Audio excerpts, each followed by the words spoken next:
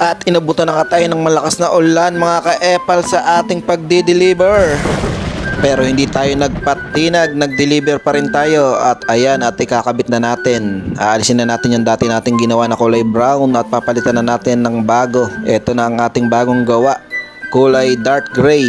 At iba na rin ang tela na ginamit natin dyan mga ka-epal, kulduroy na, para mas makapal at mas matibay na siya. Ito, at kinakabit na natin para malaman natin kung sakto ba ang ating ginawa. Ayan, at sakto siya mga ka-epal. Mukha na uling bago ang kanilang sopa. Kaya sa mga gusto dyan magpagawa at maging mukhang bago muli ang kanilang sopa o mag-iba ang kulay at madaling laban, ayan, at magpagawa na kayo sa gawang ka-epal. Yes! Dito lang yan sa Bustos. Or mag-PM or mag-chat lang kayo mga ka-epal at pupuntahan ko kayo saan man kayong lupalop ng mundo.